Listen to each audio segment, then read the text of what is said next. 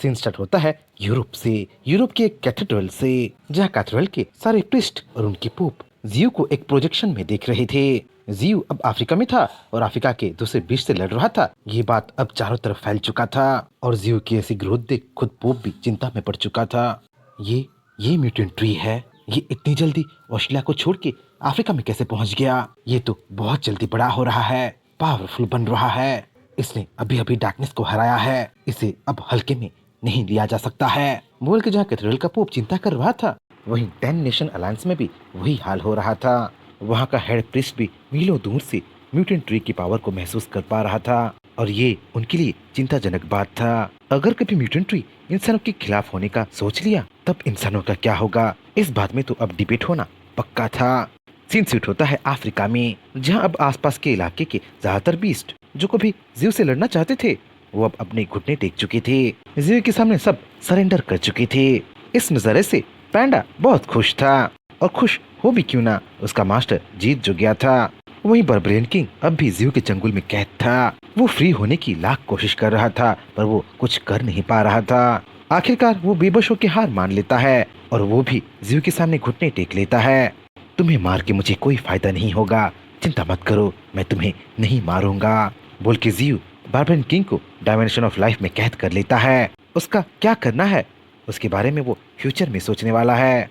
जियो barbarian king के साथ busy था ही कि अचानक कहीं से एक जायंट बीस्ट आके मंकी किंग, वाइल्ड बोर और हनीपॉट बैजर पे अचानक हमला कर देता है। पर उनका कुछ वो बिगाड़ नहीं पाता है क्योंकि चुटकियों में वो बीस्ट तबाह जो हो जाता है। वैसे उस बीस्ट को तबाह करने वाला और कोई नहीं बल्कि डीमनिक बुल था, जो कि अब म्यूटेंट डीमन बुल हो चुका था। म्यूटेंट डीमन बुल अब इवॉल्व होके फोर्थ ट्रांसन ऑर्डर में पहुंच चुका था। उसके अब 4-4 सिंग थे जो मून को रिप्रेजेंट कर रहे थे और मून की तरह ही शाइन भी कर रहे थे। अब म्यूटेंट डीमनिक बुल ग्रेविटी को 100 गुना कंट्रोल कर सकता था और मन मुताबिक ग्रेविटी को 0 भी कर सकता था। इवोल्यूशन की वजह से उसे एक एक्स्ट्रा स्किल भी मिला था।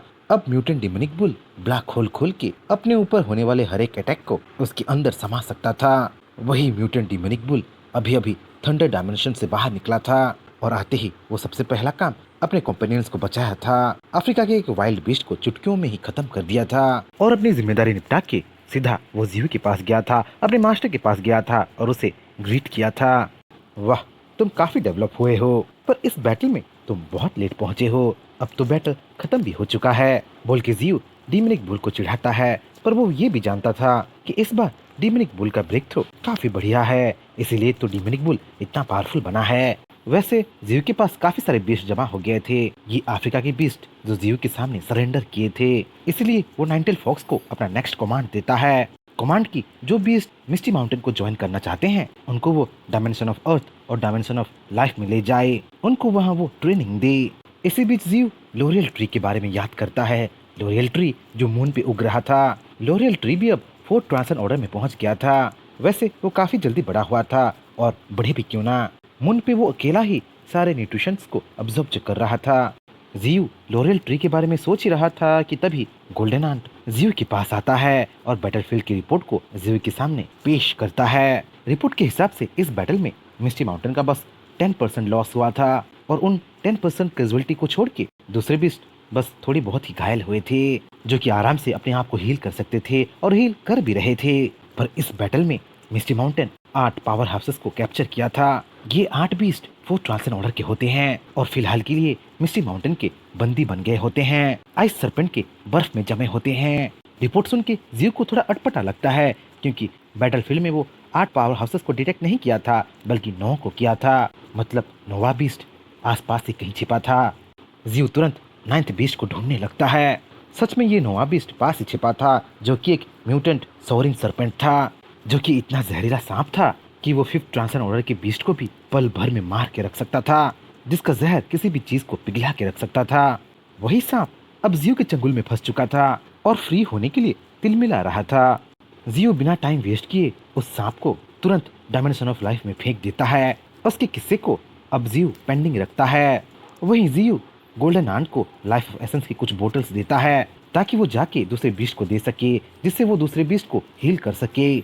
अब जियो अपनी ओर ध्यान देता है, अपने कुछ स्किल्स को इवॉल्व करने के लिए सोचता है, अपग्रेड करने के लिए सोचता है। क्योंकि रिसेंट बैटल से वो काफी सारे इवोल्यूशन पॉइंट्स पाया होता है, तो वो 10 मिलियन इवोल्यूशन पॉइंट्स खर्च करके अपने फ्लाइंग लीफ ब्लेड को स्ट्रेंथन करता है, अपग्रेड करता है।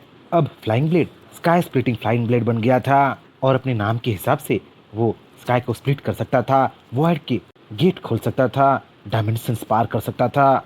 और वो बस 1% पावर में ये सब कर पा रहा था। पता नहीं जब 100% पावर वो यूज करेगा तो ये स्काई स्प्लिटिंग फ्लाइंग ब्लेड क्या करेगा। सीन सीट होता है फ्रीडम फेडरेशन में, फ्रीडम फेडरेशन के स्काई सिटी में, जहां एक कॉन्फ्रेंस हो रहा था और ये कॉन्फ्रेंस को magneto the master of magnetism sponsor कर रहा था। उस कॉन्फ्रेंस को अटेंड करने के लिए कई देशों के कई बड़े बड़े लोग आए थे और स्काई सिटी की टेक्नोलॉजी को देख के इम्प्रेस हुए थे। उसी बीच मैग्नेटो सबके सामने आता है और अपना सुझाव वो सबके सामने रखता है।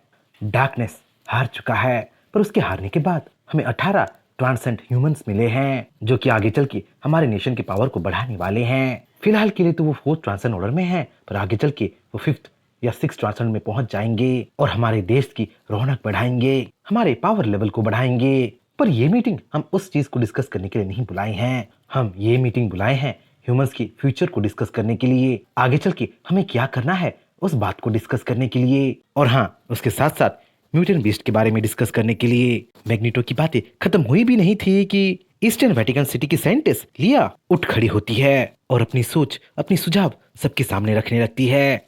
हर शहर में इंसानों का ही राज है, अफ्रीका को ही देख लो, वहाँ बारबेरियंस का राज है। हाँ, ऑस्ट्रेलिया में बीस्ट ने आतंक मचा रखा है, पर अगर ऑस्ट्रेलिया को छोड़ दिया जाए तो हम इंसान इतने कमजोर बिल्कुल नहीं हैं। हमें किसी बीस्ट से डरने की कोई जरूरत नहीं है। सेंटस की बातों में हामी भरते हुए फ्रीडम फेडरेशन का एलन उठ खड़ा होता है। हाँ, सेंटस सही बोल रही है, हम इंसान इतने कमजोर नहीं हैं, पर कुछ नेशंस बहुत कमजोर हैं, जैसे कि एशिया को ही देख लो। वहाँ बीस्ट ने इतना आतंक मचा रखा है कि वहाँ के इंसान सांसें भी नहीं ले पा रहे हैं, है ना हुआशा किंगडम? क्या मैं गलत हूँ? बोल के एलन अब हुआशा किंगडम को टॉन्ट करने लगता है, चिढ़ाने लगता है।